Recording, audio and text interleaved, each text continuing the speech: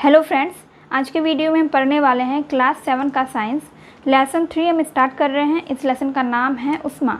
Class 7 science का first और second chapter का वीडियो अपलोड हो चुका है। आपको क्लास 7 साइंस का प्लेलिस्ट इस वीडियो के नीचे डिस्क्रिप्शन बॉक्स में मिल जाएगा। आज के वीडियो में हम इस चैप्टर को पढ़ेंगे एंड हम नेक्स्ट वीडियो में इस चैप्टर में दिए गए क्वेश्चंस को सॉल्व करेंगे। उष्मा का मतलब होता है गर्मी। ठीक है, उष्मा का मतलब क्या होता है? गर्मी। हम जाड़े में ऊनी तथा रंगीन कपड़े पहनना पसंद करते हैं तथा गर्मियों में सूती तथा हल्के रंग के कपड़े। ऐसा क्यों? ये कपड़े किस प्रकार हमारे शरीर को आराम पहुंचाते हैं? किस प्रकार गर्मी तथा सर्दी से हमें बचाते हैं?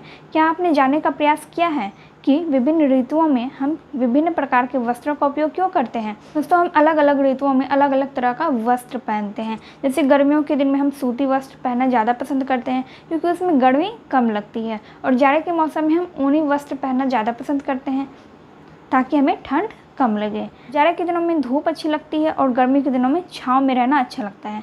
हम किस प्रकार किसी वस्तु के ठंडी अथवा गर्म होने का अनुभव करते हैं? हम किस प्रकार जान पाते हैं कि कोई वस्तु कितनी गर्म है अथवा कितनी ठंडी है? इस अध्याय में हम इसी प्रकार के कुछ प्रश्नों का उत्तर जानने का प्रयास करेंगे। तो इस चैप्टर में हम क्या पढ़ने वाले हैं? उष्मा के बारे में जानने वाले हैं। अब यहाँ पे एक तालिका है, यहाँ पे लिखा हुआ है वस्तु ठंडा या गर्म। तो आइसक्रीम जो है ये कैसा होता है? ये ठंडा होता है। ठीक है। चाय के कप में डाली गई चम्मच, तो गर्म चाय के कप में अगर हम चम्मच डालेंगे तो वो चम्मच भी थोड़ा गर्म हो जाएगा, तो हम इसमें टिक लगाएंगे। पूरी तलने के समय तवे की डाँट, तवे का जो हैंडल होता है, जब हम पूरी तलते हैं तो तवे या कढ़ाई का जो हैंडल होता है वो भी गर्म हो जाता है। ठीक है।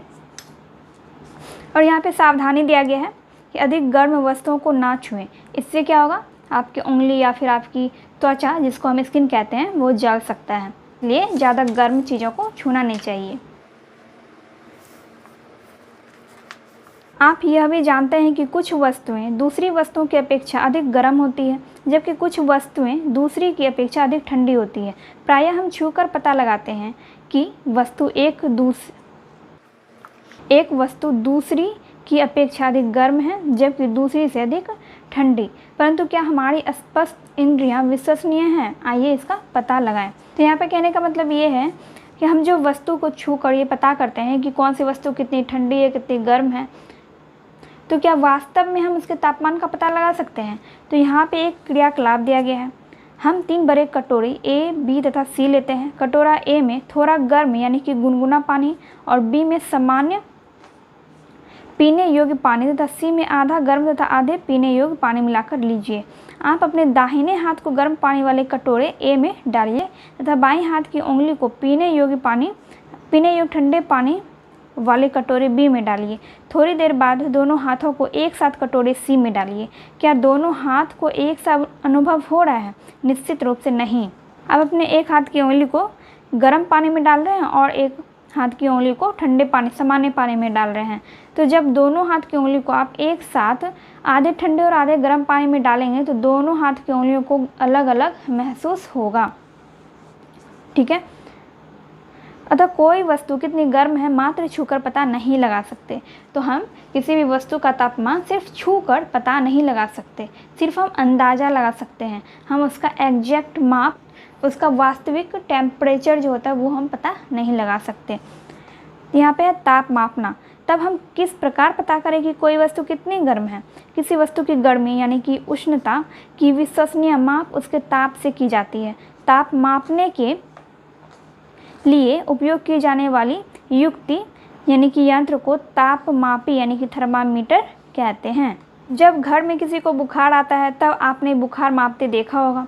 बुखार किस चीज़ से मापते हैं? किस प्रकार मापते हैं? तो बुखार हम किस चीज़ से मापते हैं? थर्मामीटर से। डॉक्टरी थर्मामीटर जो होता है उससे हम बुखार मापते हैं। हमारे शरीर का तापमान डॉक्टरी थर्मामीटर से मापा जाता है।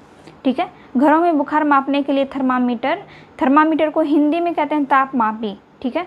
बुखार मापने के लिए थर्मामीटर रखे जाते हैं। यह डॉक्टरी थर्मामीटर, इसको ध्यानपूर्वक देखें। अब यहाँ पर थर्मामीटर का चित्र दिया गया है। ठीक है। डॉक्टरी थर्मामीटर में एक लंबी बारीक तथा समान व्यास की कांच की नली होती है।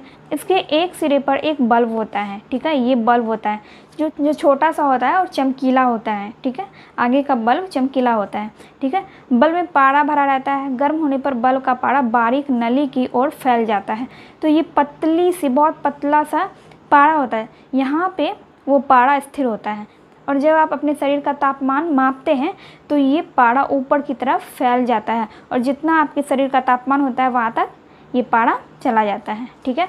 यह एक पतली चमकीली धारी के रूप में दिखाई देता है। कौन सा? पारा जो होता है एक पतली चमकीली धारी के रूप में दिखता है। यदि धारी ठीक से दिखाई ना देती हो तो थोड़ा घुमाने से दिखने लगेगी। जब आप थर्मामीटर को इधर उधर घुमाएंगे तो आपको पारा की पतली धारी दिखने लगेगी। दोस्तों, ये है डॉक्टरी थर्मामीटर, ठीक है, आप देख सकते हैं ये डॉक्टरी थर्मामीटर है। और इस थर्मामीटर को इस तरह से यहाँ पर चित्र में दिखाया गया है। यहाँ पे बोला गया है कि डॉक्टरी थर्मामीटर में एक लंबी बारीक तथा समान व्यास की कांच की नली होती है। तो ये क्या है? कांच की नली है। ये जो आपको पूरा दिख रहा है ये लंबी सी नली है, ठीक है, छोटी नली है। इसको हम थोड़ा सा जूम कर देते हैं। अब इसको आप लोग ध्यान से देखिएगा। तो यहाँ पर है, इसके एक सिरे पर बल्ब होता है। तो ये आप देख सकते हैं, ये बल्ब, और इस बल्ब में पारा भरा हुआ होता है। इसमें पारा भरा रहता है। गर्म होने पर बल्ब का पारा बारीक नली की ओर फैल जाता है। तो जब आप अपने शरीर के तापमान को मापेंगे तो पारा धीरे धीरे ऊपर चलने लगेगा। इसमें वैसे आप देख सकते हैं, आपको पारा शायद दिख रहा होगा, ये देखिए, आपको पारा दिख रहा होगा। पारा यहाँ पर है, ठीक है, यहाँ पर आपको पारा दिख रहा होगा। क्योंकि इसको अभी झटका नहीं गया है इसीलिए पारा यहाँ तक है। टेम्परेचर मापने के बाद जब आप इसको झटक देंगे, इस तरह से जब आप इसको झटक देंगे अच्छे से, तो ये पारा जो है नीचे आ जाएगा। जब आप इसको अच्छे से झटकेंगे तब, ठीक है, ये पारा यहाँ चला आएगा। और यही होता है पारा। ये जो आपको पतला सा दिख रहा है चमकीला, ये पारा है। और यह एक पतली चमकीली धारी के रूप में दिखाई देता है। यदि धारी ठीक से ना दिखाई देती हो तो थोड़ा घुमाने से दिखने लगेगी। तो अगर आप इस तरह से आपको पारा नहीं दिख रहा होगा, लेकिन जब इसको घुमाएंगे थोड़ा सा तो आपको पारा दिखने लगेगा। और इसमें क्या दिया गया है कि थर्मामीटर पर आपको ताप मापने का एक या दो मापक्रम भी दिखाई देगा, यानी कि स्केल दिखाई देगा। उपयोग किए जाने वाला यह स्केल सेल्सियस तथा फ़ारेनहाइट में होता है, ठीक है। तो यहाँ पर आप देख सकते हैं, ये है सेल्सियस और ये है फ़ारेनहाइट। तो डॉक्टरी थर्मामीटर में हम 35 डिग्री सेल्सियस से 42 डिग्री सेल्सियस तक और 94 डिग्री फ़ारेनहाइट से 108 डिग्री फ़ारेनहाइट तक ही माप सकते हैं। तो आप देख सकते हैं यहाँ पे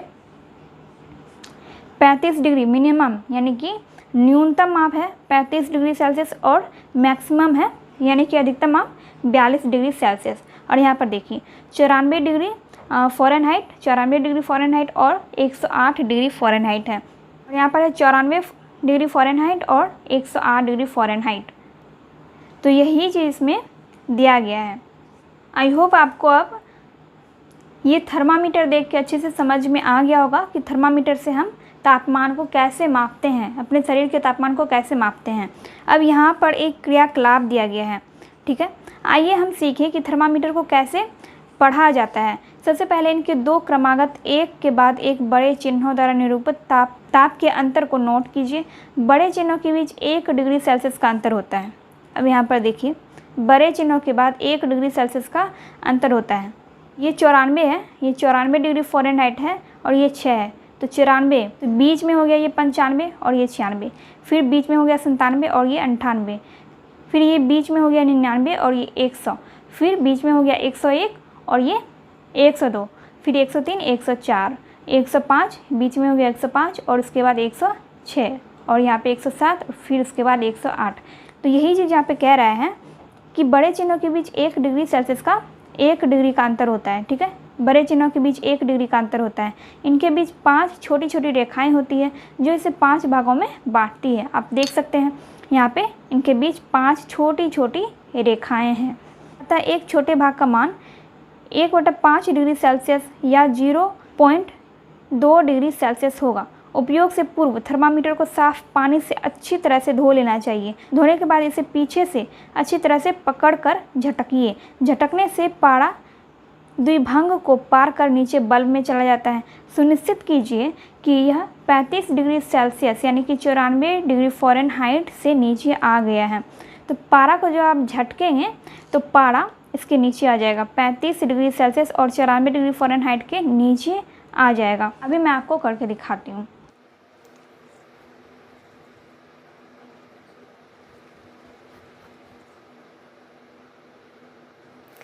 तो अब आप देखिए, अब आपको पारा ऊपर नहीं दिख रहा होगा, ठीक है, क्योंकि पारा नीचे चला गया है। पारा अब यहाँ पर आ गया है, तो इसीलिए अब पारा ऊपर नहीं दिख रहा है। आई होप आपको थर्मामीटर देखने के बाद और उसे समझने के बाद आपको ये सारा चीज़ अच्छे से समझ में आ रहा होगा। अब आगे हम पढ़ते हैं। अब थर्मामीटर को अपनी जीभ के नीचे रखिए।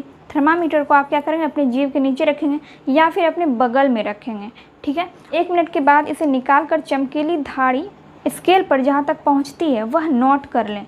मतलब वो पारा जहाँ तक पहुँचता है उसको नोट कर लीजिए।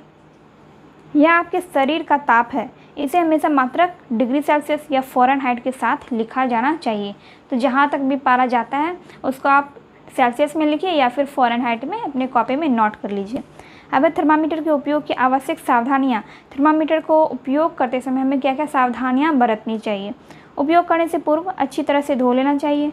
निश्चित कर लीजिए कि पारा 37 डिग्री सेल्सियस या 94 डिग्री फ़ारेनहाइट से नीचे है। थर्मामीटर पढ़ते समय केस नली आँख के सामने हो। उपयोग करने के क्रम में कठोर वस्तु से टकराने पर टूट सकती है। क्योंकि थर्मामीटर कांच का होता है तो इसीलिए किसी कठोर वस्तु से टकराने पर थर्मामीटर टूट भी सकता है। तो इसलिए सावधानीपूर्वक इसका उपयोग करना चाहिए। उपयोग करते समय बल्ब को मत पकड़िए। ये जो होता है, ये जो बल्ब होता है इसको नहीं पकड़ना चाहिए उपयोग करते टाइम, ठीक है, क्योंकि यही हम अपने जीभ के नीचे लगा के तापमान को मापते हैं। तो इसको हमें इस तरह से नहीं पकड़ना चाहिए। हमें हमेशा इसको पीछे की ओर से पकड़ना चाहिए, ठीक है।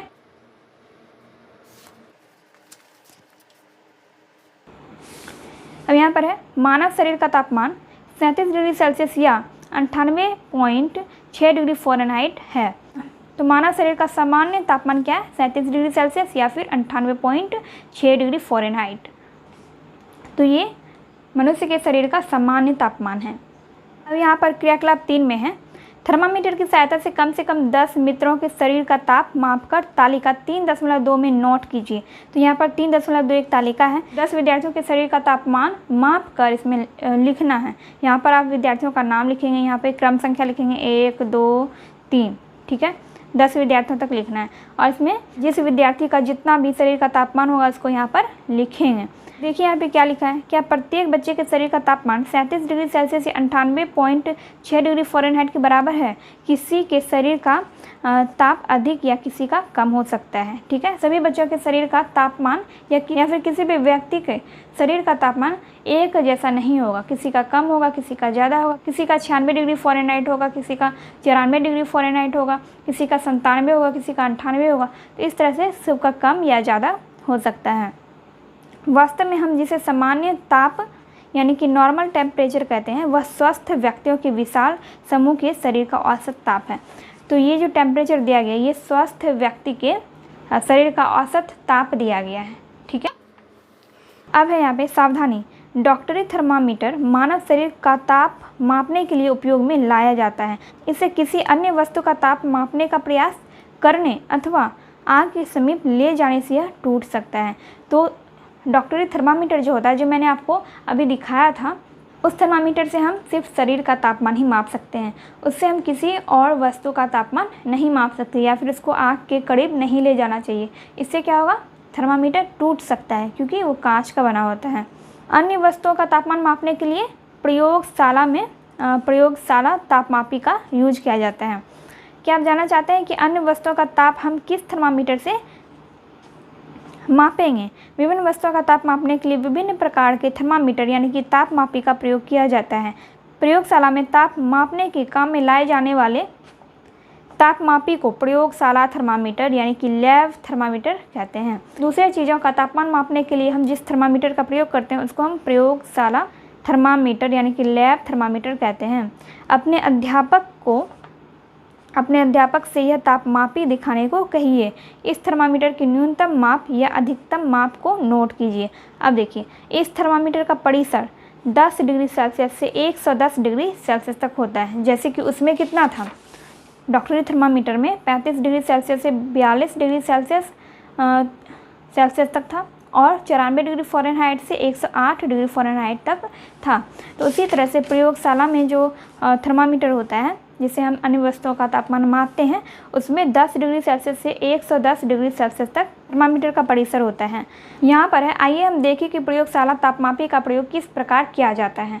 तो अब हम देखेंगे कि प्रयोगशाला तापमापी का प्रयोग हम अन्य वस्तुओं का तापमान मापने के लिए किस तरह से कर सकते हैं। क्रियाकलाप है यहाँ पे, एक मग अथवा बीकर में थोड़ा पानी लीजिए। इसमें थर्मामीटर को इस प्रकार डुबोइए कि इसका बल्ब तो जल में डूबा रहे परंतु दीवार या बर्तन की तली से ना टकराए। जल में ऊर्ध्वाधर रखते हुए पारे के तल की गति को देखते रहिए। तो यहाँ पर कह रहा है कि प्रयोगशाला तापमापी जो होता है यानी कि लैब थर्मामीटर जो होता है, उसको हमें बर्तन में या फिर बीकर में इस तरह से रखना है कि उसका जो बल्ब होता है वो तली में सटना नहीं चाहिए और ना ही उसके दीवारों पर, मतलब बर्तन में थर्मामीटर टच नहीं होना चाहिए। ठीक है। उसके बाद कह रहा है कि इसे तब तक डुबाए रखिए जब तक पारे का तल स्थिर ना हो जाए। तापमापी यानी कि थर्मामीटर का पाठ्यांक नोट कीजिए। अब पारा जहाँ तक जाता है उसको हमें नोट करना है। ठीक है। कक्षा के विभिन्न बच्चों द्वारा मापे गए जल के ताप की तुलना कीजिए। अब देखिए यहाँ पे प्रयोगशाला तापमापी के उपयोग में सावधानियाँ। तापमापी को ऊर्ध्वाधर रखना चाहिए, तिरछा नहीं। तो प्रयोगशाला तापमापी जो होता है इसको एकदम सीधा रखना होता है। ठीक है। इसको आप तिरछा रख के ताप नहीं माप सकते हैं। इसको हमेशा ऊर्ध्वाधर यानी कि हमेशा सीधा रखना होता है। तापमापी का बल्ब उस तरल अथवा जल से पूरी तरह से घिरा हो जिसका ताप मापना है। तो ये जो बल्ब होता है ये उस वस्तु में, उस चीज़ में पूरा डूबा होना चाहिए जिसका आप ताप माप रहे हैं। बल्ब बर्तन की दीवारों को छूना नहीं चाहिए और ये बल्ब बर्तन में टच नहीं होना चाहिए। ठीक है।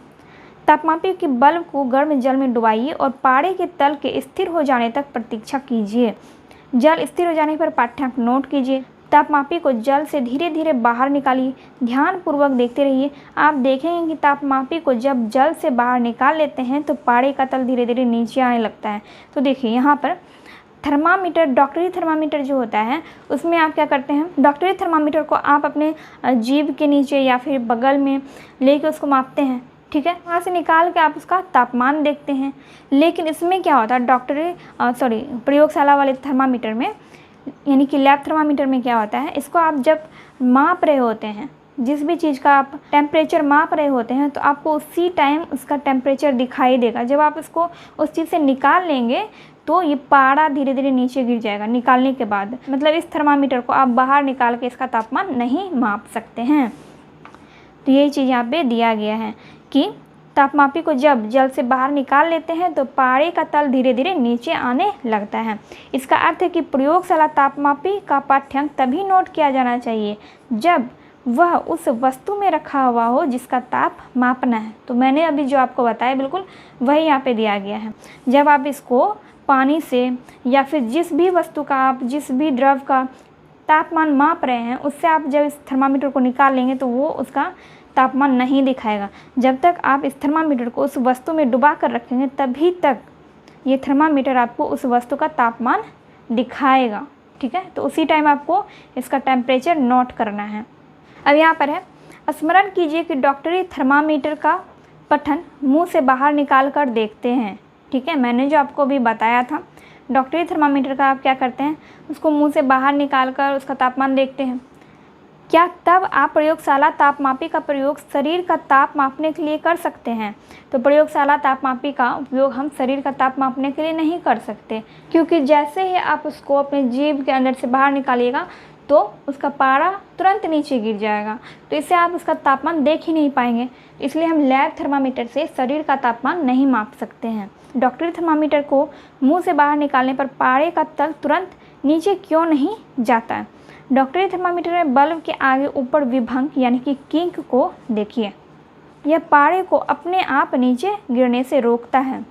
तो डॉक्टरी थर्मामीटर में बल्ब के ऊपर एक किंक लगा हुआ होता है जो कि पारा को अपने आप नीचे गिरने से रोकता है। जब तक आप थर्मामीटर को नहीं झटकेंगे तब तक पारा नीचे नहीं आएगा। तो इसीलिए डॉक्टरी थर्मामीटर में पारा नीचे अपने आप नहीं गिरता है, लेकिन लैब थर्मामीटर जो होता है उसमें पारा अपने आप नीचे गिर जाता है।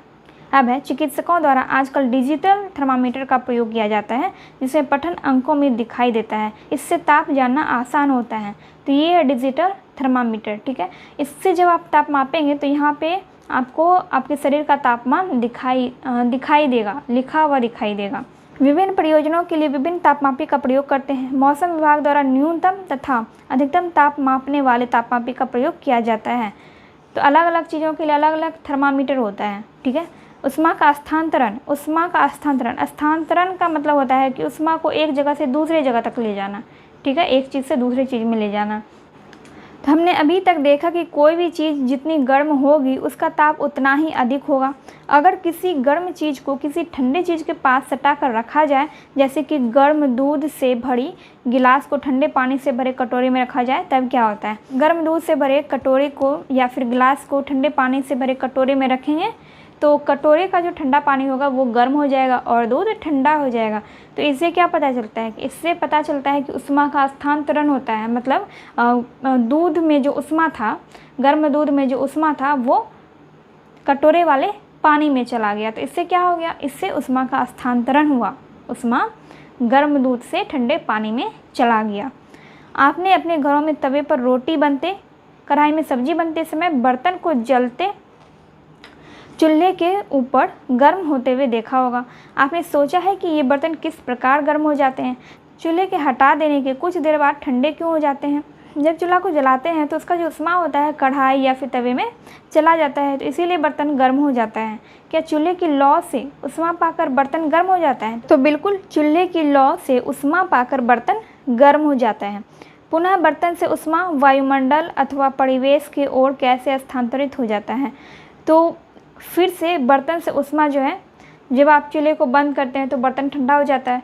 तो वही कह रहा है यहाँ पे कि बर्तन से उष्मा वायुमंडल अथवा परिवेश की ओर कैसे स्थानांतरित हो जाता है। तो बर्तन से उष्मा जो है वो धीरे धीरे वायुमंडल में फैल जाता है, इसीलिए बर्तन ठंडा हो जाता है। इस प्रकार हम समझ सकते हैं कि दोनों स्थितियों में उष्मा गर्म वस्तु से ठंडी वस्तु की ओर प्रवाहित होती है। इसको आपको ध्यान में रखना है कि दोनों स्थितियों में उष्मा गर्म वस्तु से ठंडी वस्तु की ओर प्रवाहित होती है। वास्तव में उष्मा सदैव गर्म वस्तु से ठंडी वस्तु की ओर प्रवाहित होती है। कोई वस्तु अपेक्षाकृत ठंडी या गर्म, यह हम उस वस्तु के ताप की तुलना से जान सकते हैं। अतः हम कह सकते हैं कि उष्मा उच्च ताप वाली वस्तु से निम्न ताप वाली वस्तु में जाती है। तो क्या समान ताप वाली दो वस्तुओं में उष्मा स्थानांतरित नहीं होंगी? उष्मा का स्थानांतरण किस प्रकार होता है, आइए इसकी खोज करें। तो यहाँ पर हम लोग देखेंगे कि उष्मा का स्थानांतरण किस तरह से होता है। यहाँ पे एक क्रियाकलाप है, देखिए। एल्युमिनियम अथवा लोहे जैसी किसी धातु की छड़ अथवा चपटी पट्टी लीजिए। छड़ पर मोम के छोटे छोटे टुकड़े समान दूरी पर चिपकाइए, ठीक है, जैसे यहाँ पर दिया गया है। ये एक पट्टी है, ठीक है, लोहे की या फिर एल्युमिनियम की पट्टी है जिस पे मोम जो है जगह जगह पर चिपकाया गया है। छड़ के एक सिरे को ईंट के बीच से दबाकर रखिए, जैसे यहाँ पर रखा गया है, और दूसरे सिरे को गर्म कीजिए तथा ध्यानपूर्वक देखिए। दूसरे सिरे, छड़ का दूसरा जो सिरा है उसको गर्म किया जा रहा है। तो इस तरह से गर्म करने से क्या होगा, उष्मा जो है धीरे धीरे यहाँ तक पहुँच जाएगा और इसमें जो मोम चिपका हुआ है इस छड़ में वो धीरे धीरे पिघल कर नीचे गिरने लगेगा। अब यहाँ पे बोल रहा है कि मोम के टुकड़ों का क्या होता है, क्या ये टुकड़े गिरना आरंभ कर देते हैं? सबसे पहले कौन सा टुकड़ा गिरता है? तो सबसे पहले ये वाला टुकड़ा गिरेगा, ठीक है, जो आगे होगा। जैसे देखिए, ये गर्म जब होगा तो ये इस तरह से उष्मा इसमें प्रवाहित होगा, ठीक है, इस छड़ में इस तरह से उष्मा जाएगा, इस तरफ जाएगा। तो जो सबसे पहले यहाँ पर जो मोम होगा पहले वो नीचे गिरेगा, फिर यहाँ पर जो होगा वो गिरेगा, फिर यहाँ पर जो होगा फिर वो गिरेगा। तो इसी तरह से जो आगे होगा सबसे पहले वही मोम का टुकड़ा नीचे गिरेगा। वह उष्मा लौ के निकट के सिरे से दूसरे सिरे की ओर स्थानांतरित होती है। इसमें लिखा गया है उष्मा लौ के निकट के सिरे से दूसरे सिरे की ओर स्थानांतरित होती है, मतलब उष्मा यहाँ से यहाँ तक जाती है। वह प्रक्रम जिसमें उष्मा किसी वस्तु के गर्म सिरे से ठंडे सिरे की ओर स्थानांतरित होती है उसको चालन कहते हैं। तो इस प्रक्रिया को हम क्या कहेंगे, चालन। तो इसमें क्या हो रहा है, उष्मा एक सिरे से दूसरे सिरे में स्थानांतरित हो रही है, तो इस प्रक्रिया को हम कहेंगे चालन। ठोसों में ऊष्मा का स्थानांतरण प्राय चालन प्रक्रम द्वारा ही होता है। क्या सभी पदार्थों में ऊष्मा का चालन आसानी से हो जाता है? आपने देखा होगा कि खाना पकाने वाले बर्तन, प्रेशर कुकर, सस्पेन आदि में प्लास्टिक अथवा लकड़ी की हत्थी चढ़ी होती है। क्या आप किसी तप्त बर्तन को हत्थी से पकड़कर बिना हाथ जलाए उठा सकते हैं? तो सस्पेन में या फिर कढ़ाई सब में भी आप देखेंगे, और प्रेशर कुकर में प्लास्टिक का हैंडल होता है, ठीक है, पीछे जो होता है प्लास्टिक का हैंडल होता है। उसे प्रेशर कुकर या फिर सस्पेन गर्म भी हो जाता है, तो प्लास्टिक चढ़े होने की वजह से वो हैंडल गर्म नहीं होता है। तो इसको हम बिना किसी चीज़ की सहायता से सिर्फ हाथ से पकड़कर ही उसको हाथ से पकड़ सकते हैं, ठीक है, क्योंकि प्लास्टिक जो है वो ऊष्मा का कुचालक होता है, उसमें ऊष्मा प्रवाहित नहीं होता है। लकड़ी, रबड़ और प्लास्टिक वगैरह में ऊष्मा प्रवाहित नहीं होता है। और यहाँ पे क्रियाकलाप 6 है। किसी छोटे बर्तन, शीशे के गिलास अथवा बीकर में गर्म पानी लेते हैं। कुछ वस्तुएं जैसे कि स्टील के चम्मच और यहाँ पे पेंसिल वगैरह को गर्म पानी में डुबो कर रखा गया है। चम्मच है, पेन है, पेंसिल है और डिवाइडर है, तो इस सब को गर्म पानी वाले बर्तन में डुबो कर रखा गया है। तब है स्केल, डिवाइडर, पेंसिल, लोहे की छोटी छड़, एल्युमिनियम का मोटा तार आदि के एक सिरे को गर्म पानी में डुबोकर कुछ देर बाद दूसरे सिरे को छूकर देखिए तथा अपने प्रेक्षणों को निम्न तालिका में लिखिए।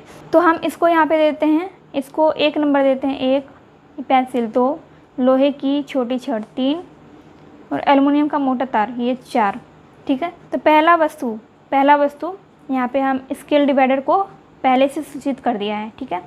तो स्केल डिवाइडर जो है ये किससे बना है? तो ये स्टील से बना होता है। तो ये गर्म होगा, जब आप इसको गर्म पानी में डुबा कर रखिएगा तो क्या इसका दूसरा सिरा गर्म होगा? तो इसमें हम क्या लिखेंगे? हाँ, क्योंकि ये स्टील है, जब आप इसको गर्म पानी में डुबो कर रखिएगा तो इसका दूसरा सिरा गर्म हो जाएगा। फिर पेंसिल है, तो इसको हम 2 से सूचित कर देते हैं। पेंसिल किससे बना होता है? लकड़ी से, ठीक है, लकड़ी का बना होता है, तो इसका दूसरा सिरा गर्म नहीं होगा। फिर है लोहे की छोटी छड़, इसको हम 3 से सूचित कर देते हैं। तो ये लोहा होता है, लोहे से बना होता है, तो इसका दूसरा सिरा गर्म हो जाएगा। जब आप इसको गर्म पानी में डुबा कर रखेंगे तो इसका दूसरा सिरा गर्म हो जाएगा। अब है जो पदार्थ अपने से होकर ऊष्मा को एक सिरे से दूसरे सिरे तक जाने देते हैं उन्हें ऊष्मा का चालक कहते हैं, ठीक है। जैसे कि स्टील को जब आप पानी में डुबा कर रखते हैं तो ऊष्मा उसके एक सिरे से दूसरे सिरे तक पहुंच जाता है, तो ये क्या हो गया? स्टील ऊष्मा का चालक हो गया। और लकड़ी क्या हो गया? कुचालक हो गया। और लोहा क्या है? चालक हो गया। इनके उदाहरण है लोहा, तांबा, एल्युमिनियम आदि। चालक का उदाहरण है लोहा, तांबा, एल्युमिनियम etc। जो पदार्थ ऊष्मा को एक सिरे से दूसरे सिरे तक अपने से होकर आसानी से नहीं जाने देते हैं उन्हें ऊष्मा का कुचालक कहते हैं, ठीक है। जैसे कि प्लास्टिक, लकड़ी। ऊष्मा के कुचालक को ऊष्मारोधी भी कहते हैं। तो ऊष्मा का जो कुचालक होता है, मतलब जिसमें से ऊष्मा प्रवाहित ही नहीं हो सकता है, उसको हम ऊष्मारोधी कहते हैं या फिर ऊष्मा का कुचालक कहते हैं, ठीक है। जल तथा वायु ऊष्मा के कुचालक हैं। जल और वायु क्या है? ऊष्मा के कुचालक हैं। तब इन पदार्थों में ऊष्मा का स्थानांतरण किस प्रकार होता है? आइए इसका पता लगाएं। तो यहाँ पर एक और क्रियाकलाप दिया गया है। तो यहाँ पर जो क्रियाकलाप दिया गया है इसको आप सिर्फ अपने लैब या स्कूल में ही कर सकते हैं। तो अब हम आगे पढ़ेंगे।